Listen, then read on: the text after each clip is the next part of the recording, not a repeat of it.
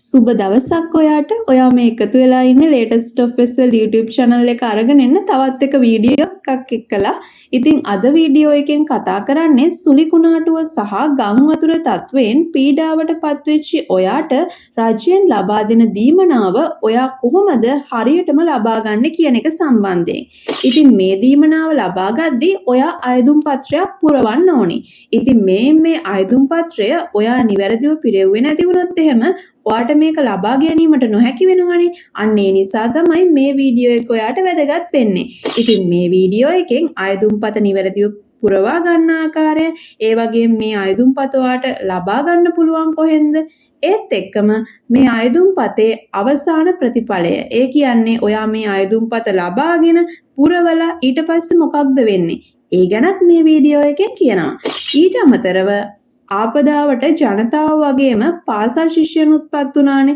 එතකොට පාසල් ශිෂ්‍යයන්ට අමතරව ජනතාවට ලැබෙන දීමනා කිහිපයක් ගැනත් මේ වීඩියෝ එකේ අන්තිමට මම මෙන්ෂන් කරනවා.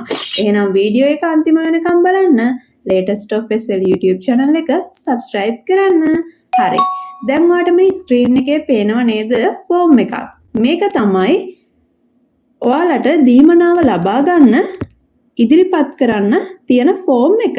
ඉතින් එතකොට මේ අයදුම්පත ගැන මම ඔයාලට මුලින්ම විස්තර කරන්නම්.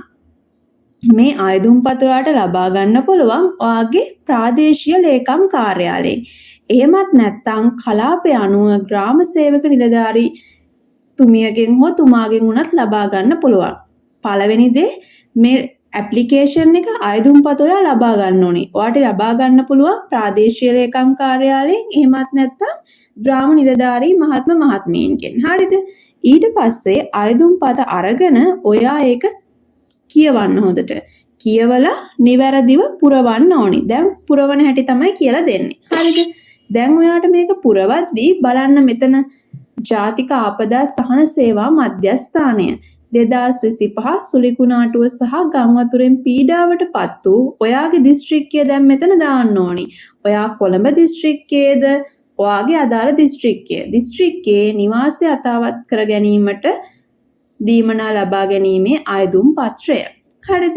දැන් මෙතනදී ඔයාගේ ප්‍රාදේශීය ලේකම් කොට්ටාසය මෙන්න මෙතන දාන්න ඕනි.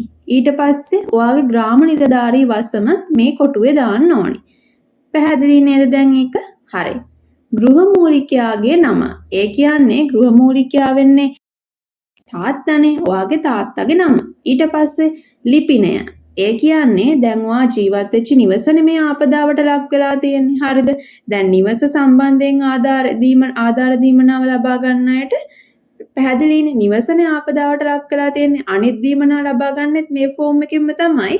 මම ඔයාලට පැහැදිලි කරේ අර දැන් ආපදාවට පත් වූ ස්ථානයේ ලිපිණිය තමයි දාන්න ඕනි.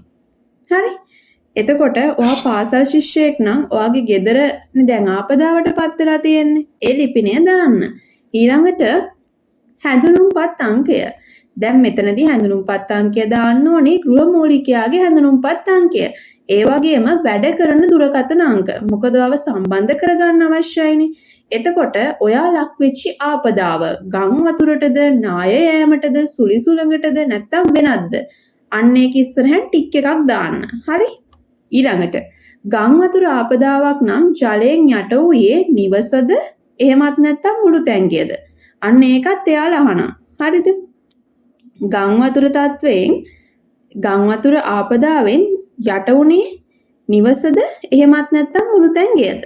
ඒක සඳහන් කරන්න ඕන. ටික් එකක් දාන්න. ආපදාවට ලක් වූ දින. ඒ කියන්නේ නොවැම්බර් මාසේ 27ද, 28ද, 29ද, 30ද ඔන්න වගේ දෙසැම්බර් 4 වෙනකන් තියෙනවා. එතකොට මේවට ටික් එක දාගෙන යන්න. ඔයාට ආපදාවට නිවස ආපදාවට ලක් වූ දින ගාන. ඊළඟට පටන් ගත්ත දිනේ තියෙනවනේ. ඒ දින ගාන දාන්න. ඊළඟට ගෘහමූලිකයාගේ බැංකු ගිණුමක් ඇත්නම්. හරිද? බැංකුවේ නම. දැන් හිතන්න ඔයාට තියෙන ලංකා බැංකු ගිණුමක් කියලා. එහෙනම් ලංකා බැංකුවේ නම. හරි? ශාඛාව. හිතන්න ඔයා ඉන්නේ කොළඹ. අපි හිතමු ඔයාගේ ශාඛාව නුගේගොඩ කියලා. එතකොට ඔයා ශාඛාව දාන්න නුගේගොඩ. ගිණුම් අංකය මෙතන සඳහන් කරන්න නිවැරදිව. මොකද මුදල් ලැබෙන්නේ මෙන්න මේ ගිණුම් අංකයට. ඊළඟට අයදුම්කරුට නිවසට ඇති අයිතිය. අයිතිකරුද නැත්නම් කුලී පදනම් මතද? එහෙමත් නැත්නම් අනවසරද වතුද වෙනත් ඒ අදාළ එක ටික් කරන්න. ඊට පස්සේ ඉහත තොරතුරු නිවැරදි බව සහතික කරමි. ගෘහමූලිකයාගේ අත්සන ෆෝම් එක ෆිල් කරන දිනය. ඔන්න ඊට පස්සේ මේ කොටස කාර්යාල ප්‍රයෝජනීය සඳහා පමණි. හරිද? කාර්යාල ප්‍රයෝජනීය කියන්නේ ඔයා පුරවනවද මේ කොටස නෑ. ඔයා පුරවන්න අවශ්‍ය නැහැ. එතකොට කාර්යාලයෙන් තමයි කමිටු අනුමැතිය. දැන් මෙතනදී වෙන සිස්ටම් එක මම ඔයාට කියන්නම්. මම ඔයාට කිව්වනේ වීඩියෝ එකේ අන්තිමට කියනවා මොකක්ද මේ ෆෝම් එක පිරෙව්වට පස්සේ ඔයාට ලැබෙන ප්‍රතිඵලය කියලා. ඔයා මේ ෆෝම් එක පිල් කරාට පස්සේ මොකක්ද කරන්න ඕනේ? පුරවන ලද අයදුම් පත්‍රය ග්‍රාම නිලධාරී වෙත බාර දෙන්න ඕනේ. ඔයාගේ කලාපයට අයිති ග්‍රාම නිලධාරී මහතාට හෝ මහත්මියට මේ ෆෝම් එක ඔයා බාර දෙන්න ඕනේ. ඊට පස්සේ මොකක්ද වෙන්නේ? ග්‍රාම නිලධාරීන්ගේ තහවුරු කිරීමෙන් පස්සේ අයදුම්පත ප්‍රාදේශීය ලේකම් කාර්යාලයට ග්‍රාම නිලධාරී මහතා හෝ මහත්මිය යොමු කරනවා. හරිද? එතකොට මෙතන මේ කමිටු අනුමැතිය කියන්නේ මෙතන දැන් චුට්ටක් මම පැහැදිලි කරොත් මෙම තොරතුරු සත්‍ය බවත් ඉහත නම් සඳහන් හිස්තැනක් මහතාමිය මෙය ඉහත ලිපිනයෙහි පදිංචි වන සිටින බවත් හිස්තැනක් ආපදා තත්ත්වයේ හේතුවෙන් ඔහුගේ ඇයගේ නිවස ආපදාවට පත් වූ බැවින් නිවසේ යථාවත් කිරීමට ලබා දෙන රුපියල් 25000ක දීමනාව ඔහු වෙත ලබා දීමට සුදුසු බවට නිර්දේශ කරමි. එතකොට ග්‍රාම නිලධාරී, ආපදා සහන සේවා නිලධාරී, ආර්ථික සංවර්ධන නිලධාරී මේ අය මේක මොකද කරන්නේ? සහතික කරනවා. ඊට පස්සේ ඒගොල්ලෝ තහවුරු කරනවා. මේක ඇත්තක් කියලා තහවුරු කරනවා. ඊට පස්සේ මොකද කරන්නේ? ඊට පස්සේ තමයි අනුමැතිය ලැබෙන්නේ. ප්‍රාදේශීය ලේකම් විසින් අනුමත කරනවා. ඊට පස්සේ අනුමැතිය කරද්දී ඒ දින ගාන සිදු ආපදා තත්ත්වය හානියක් බලපෑමක් ඇති වෙලා තියෙනවා. ඒක නිසා දීමනාව ගෙවන්න අනුමත කරනවා. ඊට පස්සේ දිනේ දානවා ප්‍රාදේශීය ලේකම්තුමා අනුමත කරන. ඊට පස්සේ ප්‍රාදේශීය ලේකම්ගේ අත්සන සහ නිල මුද්‍රාව යොදනවා. ඊට පස්සේ තමයි ඔයාට මෙන්න මේ ආධාර මුදල එහෙමත් නැත්නම් දීමනාව ලබා ගන්න වෙන්නේ. එතකොට විවසනයෙන් පීඩාවට පත්වෙච්ච සිසුවන්ට හෝ සිසුවියන්ට මේ රුපියල් 25000ක මුදල ලබා ගන්න පුළුවන්. හරිද? දැන් මම මෙතනදී ඔයාට දේවල් කිහිපයක් කියන්නම්. දැන් මේ දීමනාව ලබා ගත හැක්කේ කාටද කියන ප්‍රශ්න තිබුණානේ අපි හැමෝටම නේ. එතකොට දැන් මම ඔයාලට මුලින්ම පැහැදිලි කරේ මේ දීමනාව ලබා ගන්න පාසල් සිසුන්ටනේ. හරි. තව මේ දීමනාව ලබා ගන්න පුළුවන් කාටද? මම ඔයාලට දැන් ඒක ගැන පැහැදිලි කරන්නම්. ආපදාවට ලක් වූවන්ට නිවසේ අයිතිය නොසලකා හැම නිවසකටම රුපියල් 50000ක දීමනාවක් ලැබෙනවා. ඒ දීමනාව ලැබෙන්නේ නිවාස පිළිසකර කර ගැනීමට දෙන රුපියල් 25000 දීමනාවට අමතරව. හරි. දෙවැනි දීමනාව ලියාපදිංචි සෑම ගොවිපොළකටම රුපියල් ලක්ෂ 2ක දීමනාවක් ලැබෙනවා.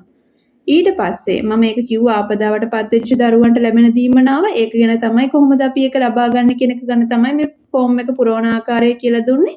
ඊට පස්සේ නිවස් අහිමි වූවන්ට නිවසක් ඉදිකිරීමට. හරිද? ඊළඟට ඉඩම් අහිමි වූවන්ට රජයෙන් ඉඩමක් ලබා දෙනවා. ඉඩමයි නිවසයි දෙකම අහිමි වූවන්ට රජයෙන් දීමනා මුදලක් ලබා දෙනවා. හරි. ඉතින් දැන් මම ඔයාට කිව්වා මේ දීමනා ලබා ගන්න අයදුම්පත නිවැරදිව අපි පුරවන්නේ කොහොමද කියලා. එතකොට රජයෙන් ලැබෙන දීමනා වර්ග කිහිපයක් තියෙනවානේ. ඉතින් එතකොට රජයෙන් මේ සඳහා දීමනාව ලබා ගැනීමට යොමු කළ දින අයදුම් පත්‍රය තමයි මේක.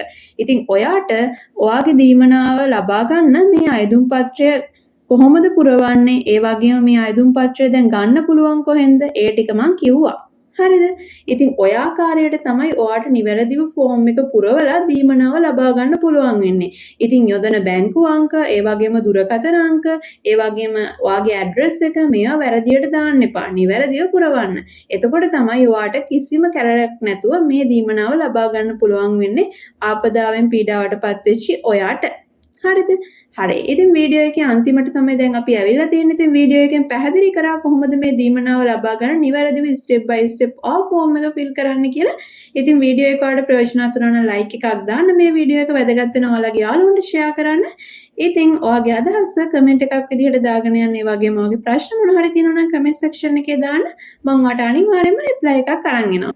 ආයිත් අලුත් වීඩියෝ එකකින් අපි හම්බ වෙමු. පරිස්සමින් ඉන්න ඔයාලා හැමෝම.